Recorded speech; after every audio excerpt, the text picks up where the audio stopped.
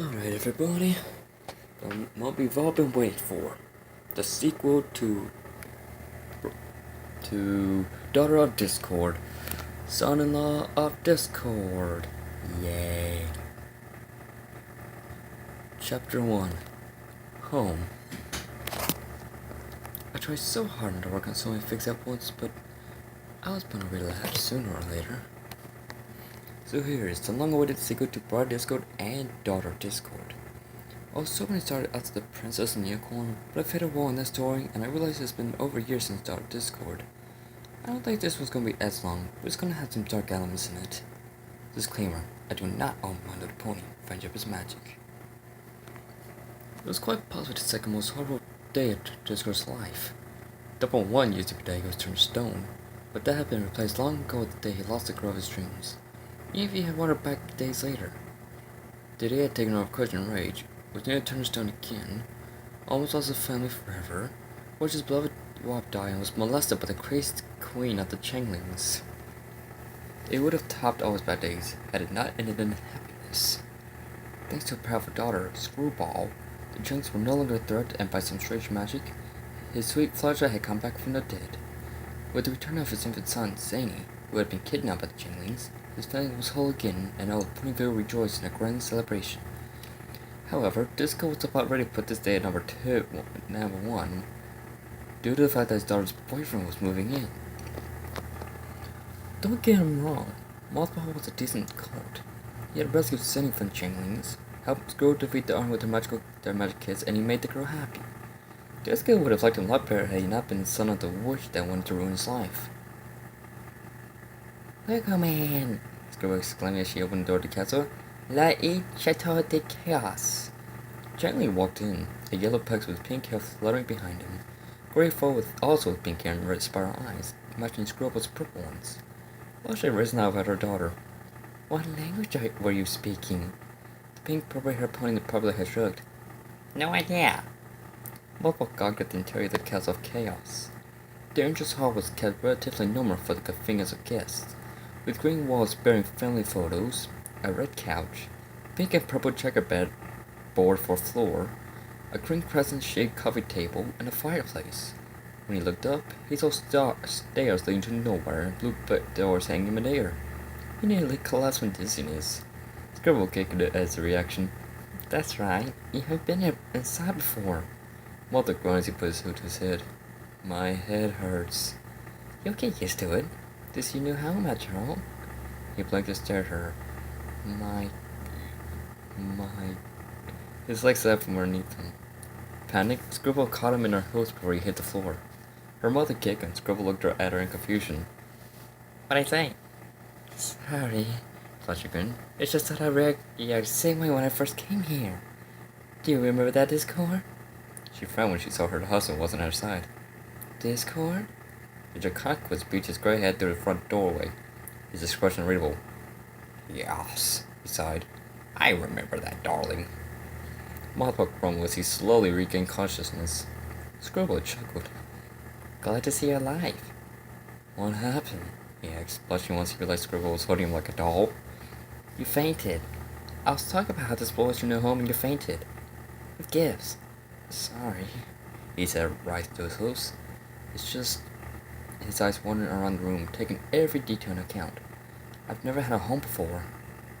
I mean, I did, but..." He went quiet, but Scribble didn't need to hear the rest. Before he had left the Changelings to be with Scribble, Mothball had been Queen Chrysalis' heir. He was the rarest kind of Changeling, a royal, with the height of an alicorn, slit pupils in his eyes, and very powerful. Because he was the only royal Changeling other than the Queen, he was next in line. The hive was the only home he ever knew.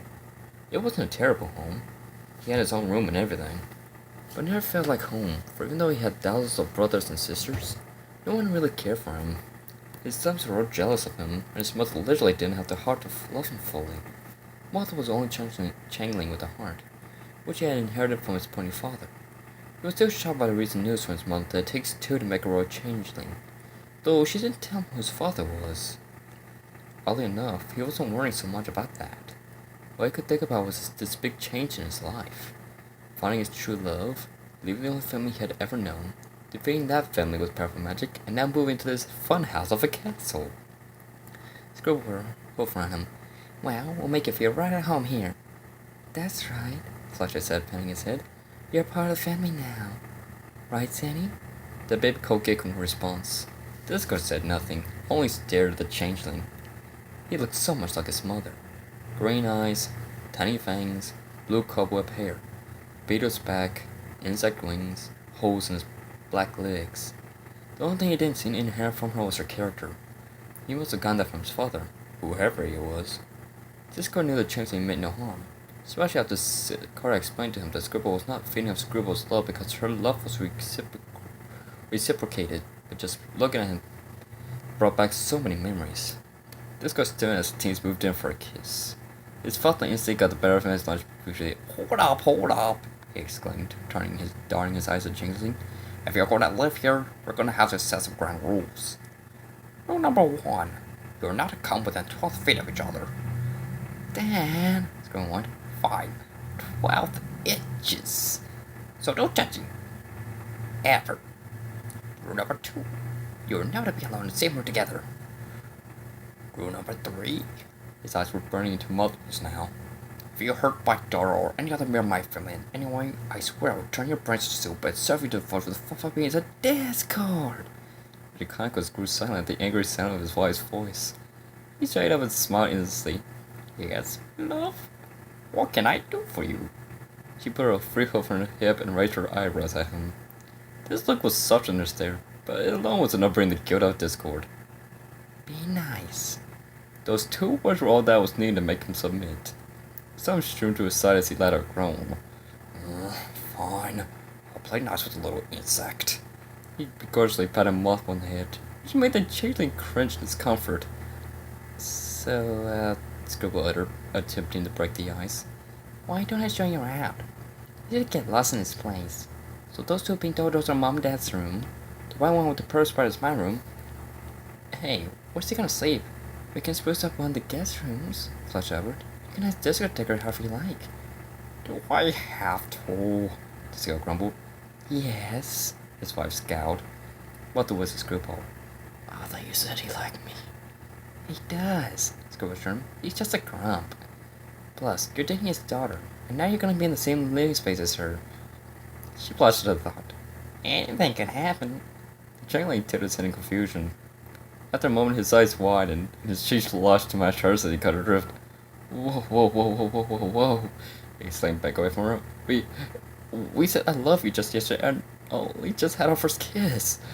We're not, I know that, School Wizard, and you know that, but Dad doesn't think we know that.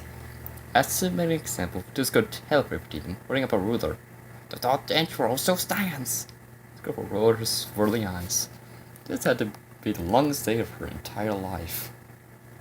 Morphle lay in his new bed and glanced around at his new room. He had had it renovated to look like his whole chamber back in the hive.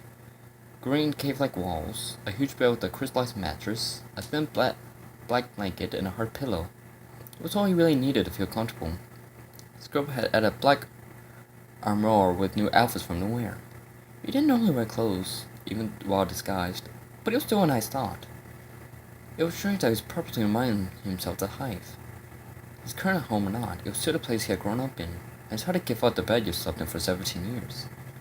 His head turned as the door slowly creaked open. He wasn't used to having a door. His old room had been sealed by a black curtain that seldom made noise. He was expecting Drewball, but was surprised by Fluttershy. Oh, she whispered. I thought you'd be asleep by now. Mothball shrugged. I have a lot on my mind. I can imagine, Fluttershy said as she sat on the bed. So what are you doing here, Miss Fluttershy? She laughed. Just Fluttershy is fine. Check and see if you need any pony to tuck you in. He sat up and looked at her puzzlingly. Tuck me in? As a mother, I make sure all my little ones are tucked safely in their beds and asleep. He pointed himself. I'm your little one? But of course, you're a part of this family now.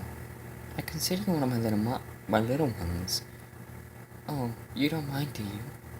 Oh, no, sure. Fluttershy smiled and lay Mothball back as she pulled the covers over him. Did your mother ever tuck you in? He flinched at the mention of his mother, but he answered the question anyway. Not really. He plus looked up at the ceiling. Pegasus. Miss Fluttershy? Yes, my bone? He bit his lip. Do you think... Well, maybe... Can I call you Mom?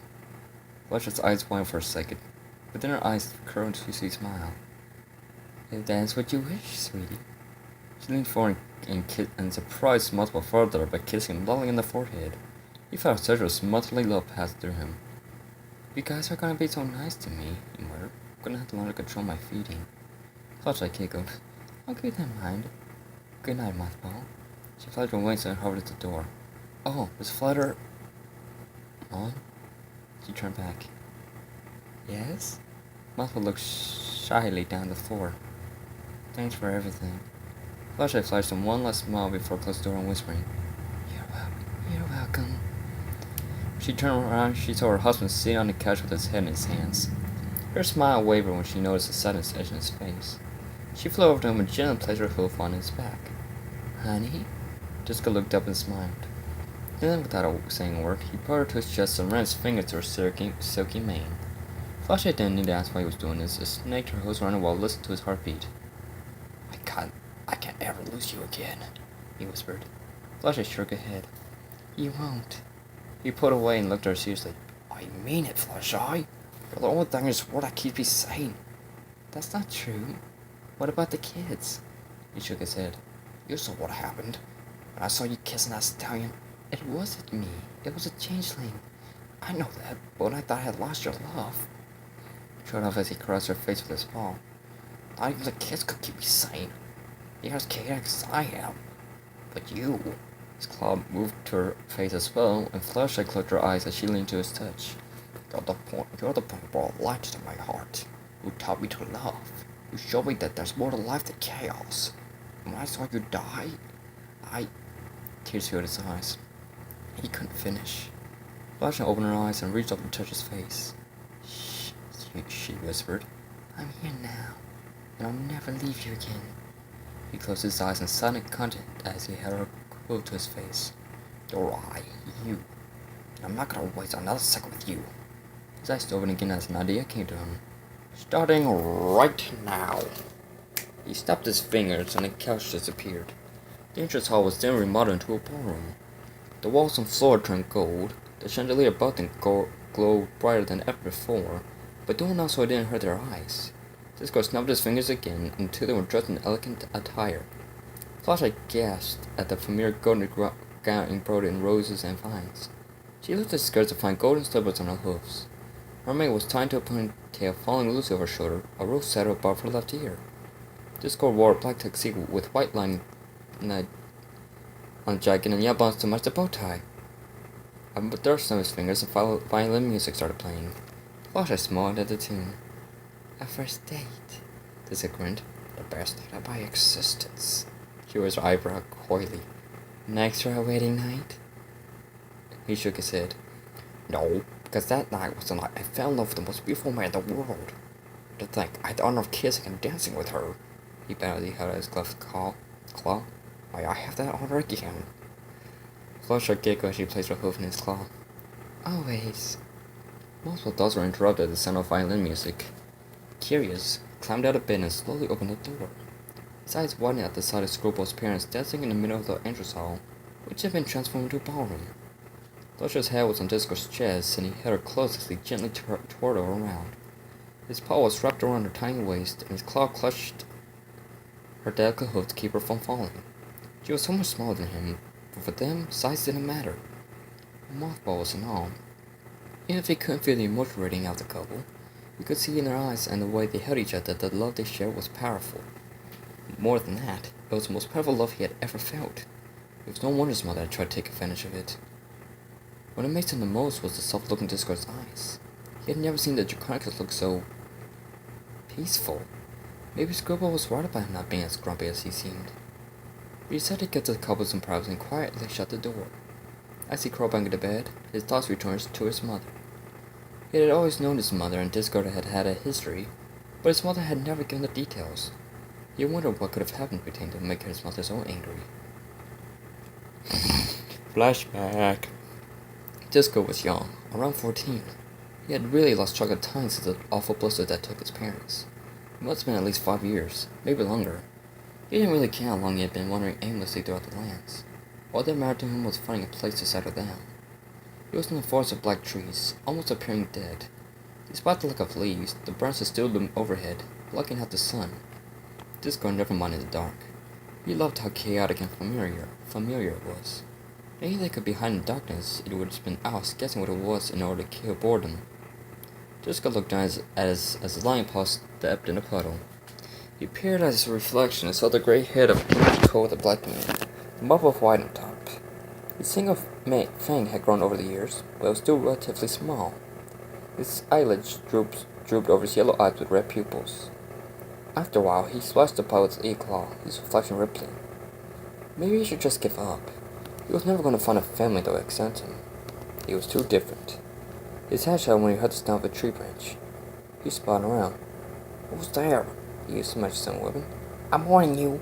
I've got a baseball bat. I'm not afraid to use it." There was a loud crack and a high-pitched screech. He turned to see a fallen tree branch, and on top of it was a strange creature he had never seen before. His parents had told him about ponies, along with all the other animals whose parts he had. This creature had a similar shape. However, it was more distorted. His legs had holes in them like Swiss cheese. His horn was like the crooked black branch it had just fallen from. His whole wings were like a fly's. On his back was a green shell like a beetle's, and his blue hair and tail were stringy like cobwebs.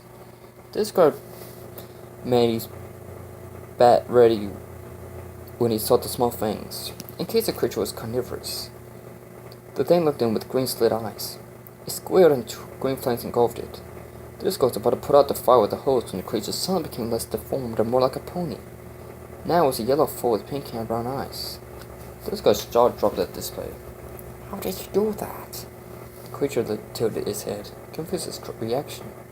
"It's okay," he said, reaching out his paw. "I won't hurt you." The thing looked at his paw and then into his eyes, probably deciding whether or not to trust him. After a while, it took his paw and changed back to his previous form. When he held it to his hoofs, he realized it was just his height when he was on all fours. The creature leaned in close and squared at him. "What are you?" it said in a female voice. Disco jumped back and released the thing's hoof. "You're a girl?" She glared at him. "Of course I'm a girl, you dummy." She put her hoof to her chest and proudly raised her head. "I'm happy to be a princess." Disco snorted. "Yeah, right. It's true.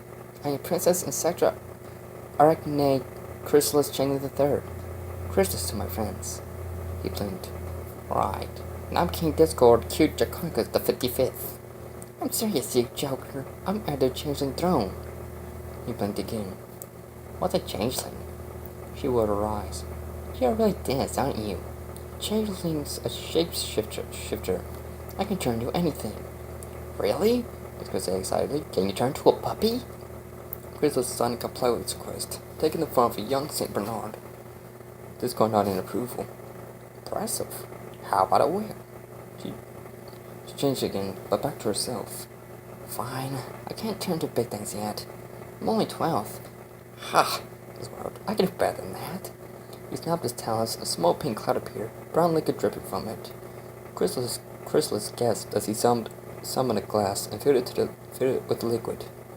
He handed it to her. "Go ahead, try it." She looked at him warily. "Hey, how do I know it's not poisoned?"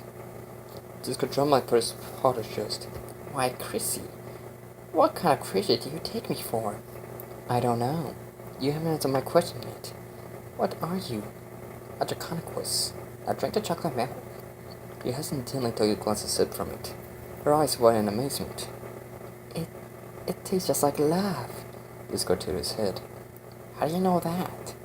"Oh, changelings feed off emotions. Love is one of them." He backed away in fight. "Relax," Chris assured him. "It's only to keep more power if needed. We eat other stuff. You're not gonna feed off me though, are you?" "Heck no." Her eyes moved to the pink cloud.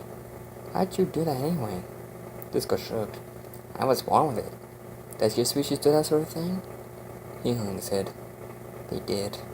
They're all gone though.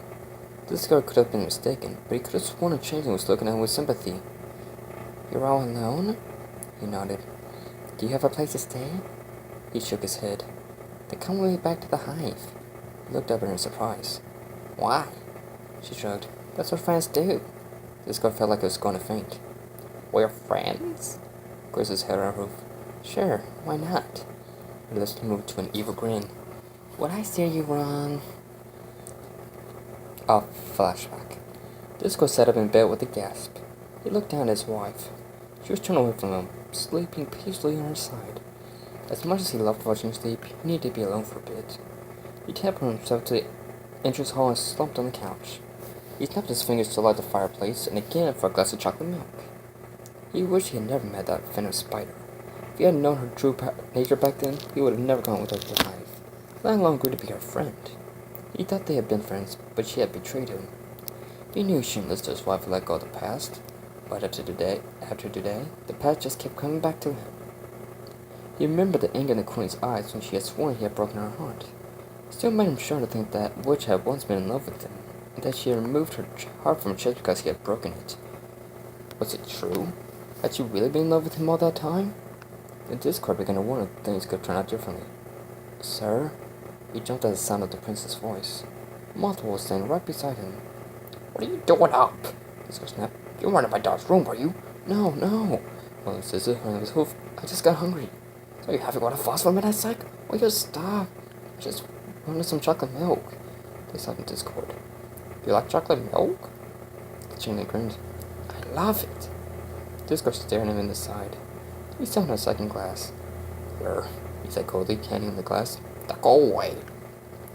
Mother was about to disobey his command when a thought occurred to him. He turned back to the Draconicus. What are you doing here, sir? Discord grunted. None of your business. He expected gently to leave, but instead he seen his head beside him. Discord was about to tend to go away, but he wasn't in the mood.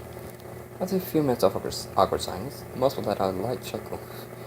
You know, he said, holding up his glass, Scory was the one who introduced me to chocolate milk. I told her I was hungry, but she didn't know my diet. I didn't want to be rude, so I drank the glass she gave me. Chocolate milk tastes a lot like love, you know? Discord sat up and looked down at him with fun eyes. What did you say? I said chocolate milk tastes like love. An image of young crystallized his mind. He shook his head with a grunt. You okay, sir? Matt relaxed. This girl wanted to avoid talking about the boy's mother and asked a question he'd been wanting for a while. How did you and Scory meet? I mean, I know when you met, but how? Mother looked down at his glass and smiled. It was my 12th birthday. When a changeling turns 12, they go off on their first hunt. I found myself in the free forest and I heard the sweetest sound. I discovered a chocolate lake and soon it was the most beautiful creature I'd ever seen. He sighed.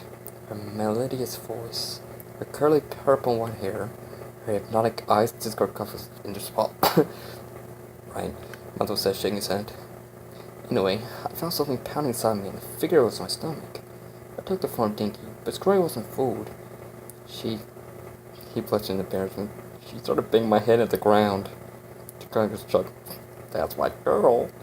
She forced me to reveal myself, and the strange thing was, she didn't run. Mother paused to take a sip of chocolate milk. She was the first friend I ever had. This girl's eyes widened. Thought I was my first friend. He was about to say, not killing your mother, but he stopped himself. Chris was never really his friend. I had thousands of brothers and sisters, Mother continued, but I never hung out with them. See, I was always different from the other changelings, not just because I was a royal. I also had a heart, but I didn't know that yet.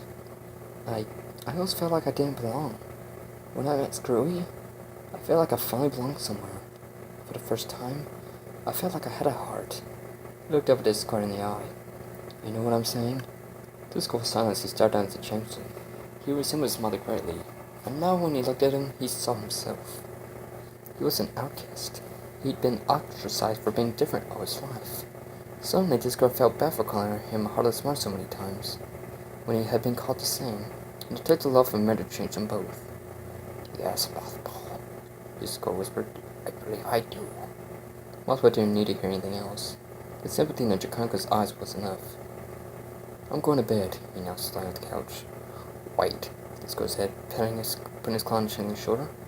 Mothball flinched at his touch but turned to face him. He was surprised to find Jaquanka smiling at him. "You're okay, kid," he said, patting him on the back. "You're okay." Then he leaned forward and glared. "But if you do anything to hurt my daughter, so help me," Jaquanka grinned nervously. "Of course, sir." This could release him and Muffin hastily run back to his room. The Jaquanka was watching cautiously, but he wasn't as worried as before. For now he knew that the boy would never harm his daughter. Flashback. Chris was sitting in the middle of... Wait a minute. No, this ain't flashback. This is meanwhile. Meanwhile, Chris was sitting in the middle of Multiple's room, staring at his old bed.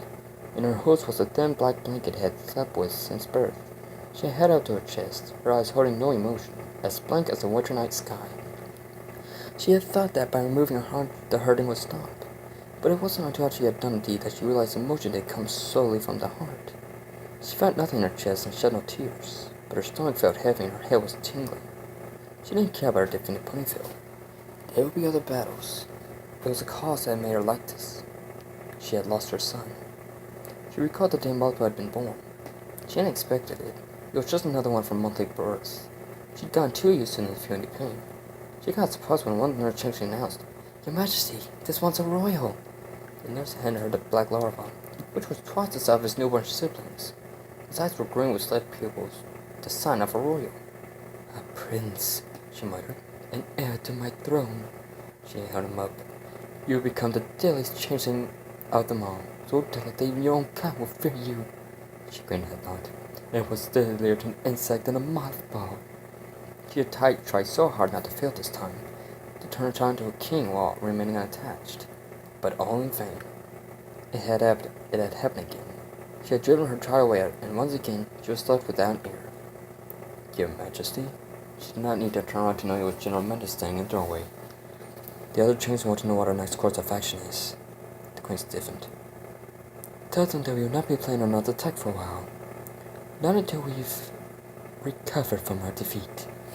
Jenner took a cautious step forward. "I'm sorry, my queen." "For what?" she snapped. "The prince. I know you don't want to lose another." "Silence! You know the law. No one should speak of that again. And as of right now, you will all do the same with Mothball. None shall ever speak his name, or of his betrayal. Seal off this room. Bruce Mothball will never exist. Do you understand?" He bowed. "Yes, my queen." "Good," she sighed. "Though there is no doubt that a new heir is needed. We'll have one soon. And this time," she put on black so hard that it ripped, "no mistakes." I don't know when I'm going to update next, since I'm apparently working on 3 fics at once now as well. I'm planning one for Christmas. But I'm glad I'm finally getting to this, because this has been in the works since last year. I've also been dying to expand this backstory between Disco and Chrysalis. This may not turn out as great as the other 2 fics, but there was so much in Dark Discord I didn't get to wrap up. Leave a review!